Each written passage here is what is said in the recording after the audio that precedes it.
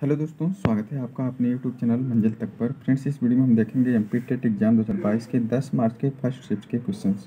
तो सबसे पहले हम सीडीपी से क्वेश्चंस देखेंगे। तो फ्रेंड्स, आपका पहला क्वेश्चन था, एक विकलांग बच्चा पहली बार विद्यालय आता है तो एक शिक्षक को निम्नलिखित में से क्या करना चाहिए। ऑप्शंस आपके सामने हैं फ्रेंड्स। सहयोगी योजना विकसित करने के लिए बच्चे के अभिभावकों के साथ चर्चा करनी चाहिए। सबसे पहले एक प्रवेश परीक्षा का संचालन करना चाहिए। अन्य छात्रों से उसे दूर रखना चाहिए। उसकी विकलांगता के अनुसार उसे एक विशेष स्कूल में भेजना चाहिए। तो फ्रेंड्स, इस क्वेश्चन का जो राइट आंसर है वो है ऑप्शन नंबर ए, सहयोगी योजना विकसित करने के लिए बच्चे के अभिभावकों के साथ चर्चा करनी चाहिए। नेक्स्ट क्वेश्चन था कि कार्य को आरंभ करने, जारी रखने और नियमित करने की प्रक्रिया है। ऑप्शन हैं संवेदना, प्रेरणा, प्रत्यक्षीकरण या फिर सीखना। तो इसका राइट आंसर होगा फ्रेंड्स ऑप्शन नंबर बी, प्रेरणा। प्रेरणा, कार्य को प्रारंभ करने, जारी रखने और नियमित करने की प्रक्रिया क्या होती है? प्रेरणा। नेक्स्ट क्वेश्चन है आपका, वुडवर्थ के अनुसार स्मृति का आयाम नहीं है। वुडवर्थ के अनुसार स्मृति का आयाम नहीं है। ऑप्शन है पहचानना, तर्क करना, धारण, पुनः स्मरण। तो फ्रेंड्स, इस क्वेश्चन का जो राइट आंसर होगा ऑप्शन नंबर बी, तर्क करना। तर्क करना जो है वो स्मृति का आयाम नहीं है। इस क्वेश्चन का राइट आंसर होगा ऑप्शन नंबर बी। अगला क्वेश्चन देखते हैं। अगला क्वेश्चन आपसे पूछा गया कि आंख के रंग को कौन सा कारक प्रभावित करता है। ऑप्शन हैं आनुवंशिकता, वातावरण, समाज, हार्मोन। तो फ्रेंड्स, इसका राइट आंसर होगा ऑप्शन नंबर ए, आनुवंशिकता। आनुवंशिकता जो है वो आंख के रंग को प्रभावित करने वाला कारक है। नेक्स्ट क्वेश्चन है, वाइगोत्स्की ने बच्चों के अधिगम में निम्नलिखित कारकों में से किसी एक की भूमिका के महत्व पर सबसे ज़्यादा जोर दिया है, वो कौन सा है। ऑप्शन आपके सामने हैं वंशानुगत, सामाजिक, मानसिक, शारीरिक। इसका जो राइट आंसर होगा फ्रेंड्स वो क्या होगा? ऑप्शन नंबर बी, सामाजिक। इस क्वेश्चन का राइट आंसर होगा ऑप्शन नंबर बी, सामाजिक। नेक्स्ट क्वेश्चन है, यदि हिंदी वर्णमाला में री को सम्मिलित कर दिया जाए तो वर्णों की कुल संख्या कितनी हो जाएगी। ऑप्शन सबके सामने है 54, 52, 56, 57। तो फ्रेंड्स, इसका राइट आंसर होगा ऑप्शन नंबर बी, 52। अगर री को सम्मिलित की जाए तो वर्ण की कुल संख्या कितनी हो जाएगी? 52। नेक्स्ट देखते हैं। नेक्स्ट क्वेश्चन है कि स्वर के दो प्रकार कौन कौन से हैं। ऑप्शन हैं स्वर और व्यंजन, ध्वनि और वर्ण, मूल स्वर और संधि, उपयुक्त सभी। तो फ्रेंड्स, इसका जो राइट आंसर होगा मूल स्वर और संधि।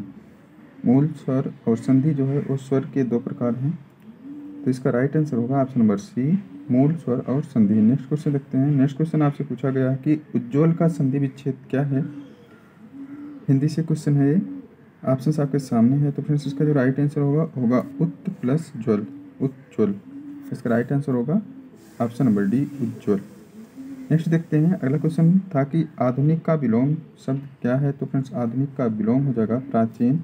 इसका राइट आंसर हो जाएगा option number C. Next question आपसे पूछा गया कि वारेन हेस्टिंग का सांड कहानी की रचना किसने की थी। वारेन हेस्टिंग का सांड कहानी की रचना किसने की थी। ऑप्शन आपके सामने हैं शिवमूर्ति, संजीव, उदय प्रकाश और सृंजय। इसका राइट आंसर होगा उदय प्रकाश। उदय प्रकाश ने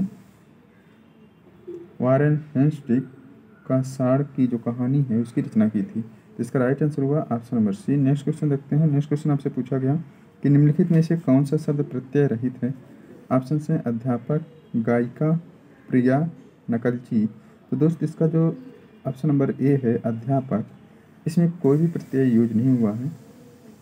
तो इसका राइट आंसर हो जाएगा ऑप्शन नंबर ए, अध्यापक। ध्यान दीजिएगा, प्रत्यय का यूज जो है वो वर्ड के लास्ट में होता है। जैसे गायिका में, गायक में इक प्रत्यय जुड़ा है तो ये गायिका है। तो इस तरह से अध्यापक में अब देखें तो इसमें कोई भी प्रत्यय नहीं ऐड हुआ है। तो इसका राइट आंसर हुआ option number A. Next question है कि संयुक्तों को छोड़कर हिंदी में मूल वर्णों की संख्या कितनी है। ऑप्शन है 36, 44, 48, 53। तो फिर इसका राइट आंसर होगा ऑप्शन नंबर बी, 44। संयुक्त को छोड़कर हिंदी में मूल वर्णों की जो संख्या है वो 44 है। नेक्स्ट है, हिंदी वर्णमाला के अंतिम पंचम अक्षरों का उच्चारण स्थान क्या है। ऑप्शन हैं अनुनासिक, कंठ, तालव्य, मूर्धन्य है। तो फ्रेंड्स, इसका राइट आंसर होगा ऑप्शन नंबर ए, अनुनासिक। हिंदी वर्णमाला के अंतिम पंचम अक्षरों का जो उच्चारण स्थान है वो है अनुनासिक। नेक्स्ट क्वेश्चन है, स्थूल का विलोम शब्द क्या है। इस क्वेश्चन में आपसे स्थूल का विलोम शब्द पूछा गया है। तो फ्रेंड्स स्थूल का जो विलोम शब्द होता है वो होता है कृष।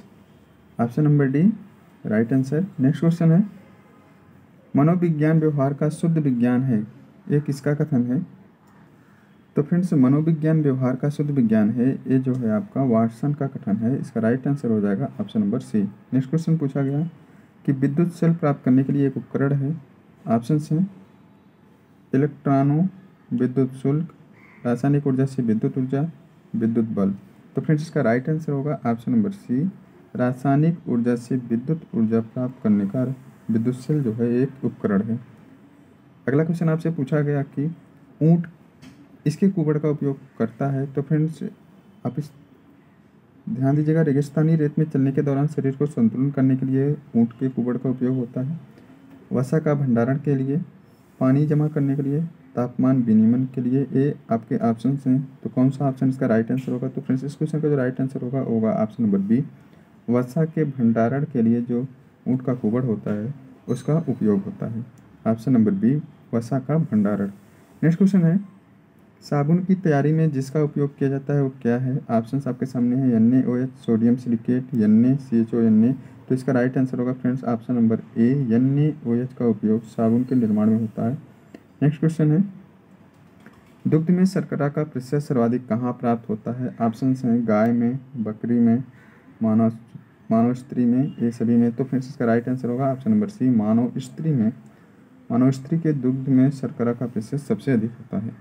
नेक्स्ट क्वेश्चन था कि निम्नलिखित में से कौन सा फेरोचुंबकीय पदार्थ है? ऑप्शन है प्लेटिनम, बिस्मुथ, निकिल, पारा। इसका राइट आंसर होगा friends option number C, nickel. Nickel जो है वो फेरोचुंबकीय पदार्थ है। नेक्स्ट क्वेश्चन पूछा गया कि मानव शरीर में सबसे बड़ा अंग क्या है? तो फ्रेंड्स इसका जो राइट आंसर होगा वो होगा ऑप्शन नंबर सी, जिगर। जिगर जो है जिसको हम लोग यकृत बोलते हैं वो मानव शरीर का सबसे बड़ा अंग होता है। नेक्स्ट क्वेश्चन आपसे पूछा गया कि सोखने की उनकी दरों के आधार पर जटिल मिश्रण को अलग करने की विधि को क्या कहा जाता है? तो फ्रेंड्स ऑप्शन है अवसादन, रोड़ा, आसवन, क्रोमेटोग्राफी। तो फ्रेंड्स इसका राइट आंसर होगा ऑप्शन नंबर डी, क्रोमेटोग्राफी। सोखने की उनकी दरों के आधार पर जटिल मिश्रण को अलग करने की विधि क्या कहलाती है? क्रोमेटोग्राफी। अगला क्वेश्चन ध्यान दीजिएगा फ्रेंड्स, अभी हम हिंदी में देखते हैं किस किस टॉपिक से क्वेश्चन पूछा गया था। तो फ्रेंड्स प्रत्यय उपसर्ग से, संधि से, गद्यांश पद्यांश थे जिसमें गद्यांश और पद्यांश दिया गया था, उनसे रिलेटेड क्वेश्चन पूछे गए थे।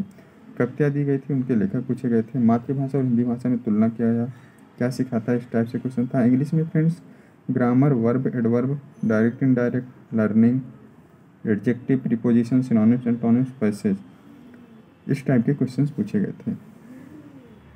आई होप आपसे कोई वीडियो पसंद आई होगी, और वीडियो पसंद आई है तो लाइक कीजिएगा, शेयर कीजिएगा। मिलते हैं नेक्स्ट वीडियो में, तब तक के लिए bye, take care, thanks for watching.